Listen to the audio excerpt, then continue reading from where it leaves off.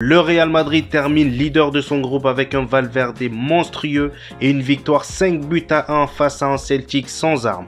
N'hésitez pas à lâcher un petit pouce bleu pour aider au référencement et à vous abonner si ce n'est pas encore fait. On peut dire que le Real Madrid termine cette phase de groupe de Ligue des Champions de la plus belle des manières avec cette victoire. Les buts du Real Madrid ont été marqués par Modric sur penalty et Rodrigo également sur penalty à la 21e minute. Et ensuite à la 51e minute, Asensio marque son but suivi de Vinicius et de Valverde à la 71e minute. Très beau but de Valverde qui a fait un match exceptionnel, qui a d'ailleurs été désigné homme du match aujourd'hui face au Celtic.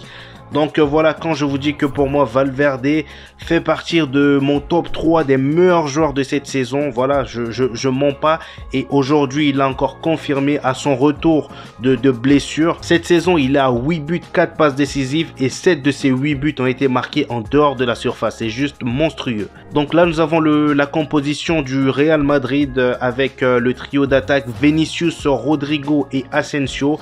Voilà, Benzema revient de blessure, du coup il était remplaçant. Il est rentré en deuxième mi-temps à la place de Vinicius, Modric et Valverde, et en défense comme d'habitude Alaba, Militao et Carvajal, Mendy. Voilà. Moi personnellement Rodrigo commence à me faire plaisir de plus en plus à ce poste de pivot. Voilà, il arrive vraiment bien à faire oublier, pas complètement oublier Benzema, mais vraiment il arrive à tenir son rôle de pivot en l'absence de Karim Benzema, parce que là ça fait maintenant plusieurs matchs qu'il n'arrête de claquer des buts et ça fait vraiment plaisir à le voir. Du côté de Karim Benzema, c'est la première fois qu'il termine une phase de groupe de Ligue des Champions sans marquer de but. Voilà, juste après son ballon d'or, il termine cette phase de groupe sans but. Je pense que dans les carrés finales, s'il ne se blesse pas encore une fois, il arrivera à retrouver le chemin des filets. Voilà. Ici, nous avons le classement du groupe F avec le Real Madrid qui termine avec 13 points, RB Leipzig qui termine avec 12 points, Shakhtar Donetsk qui termine 3e avec 6 points et pour finir Celtic qui termine dernier du groupe avec 2 points. Donc plus de peur que de mal pour le Real Madrid, parce qu'en cas de match nul ou de défaite face au Celtic aujourd'hui, ils auraient terminé deuxième. Donc le RB Leipzig qui a gagné son match contre le Shakhtar Donetsk aurait terminé premier. Ici, nous avons la liste des joueurs du Real Madrid avec le plus de buts cette saison. Comme on peut le voir, malgré le manque de jeu de Karim Benzema qui est souvent blessé, bon, qui est en ce moment dans des histoires de blessures, voilà, les jeunes joueurs arrivent à prendre le relais et prendre leurs responsabilités. Et ça se voit sur les statistiques. Vinicius est à 10 buts, Valverde à 8 buts, Rodrigo 7 buts et Karim Benzema, malgré ses blessures, est à 5 buts. Dans ce match, Valverde, en 90 minutes, il a lâché un but et une passe décisive. Voilà, il a créé 4 occasions de but. C'était vraiment un match on va dire pas parfait, parce que je pense qu'il a déjà fait des matchs beaucoup plus intéressants que ça, mais il a quand même terminé homme du match aujourd'hui. Donc pour Vinicius, cette saison c'est 19 matchs, 10 buts et 5 passes décisives. Je pense que là le Real Madrid cette saison, les jeunes joueurs là, ils sont vraiment venus pour un déco dans Ligue des Champions.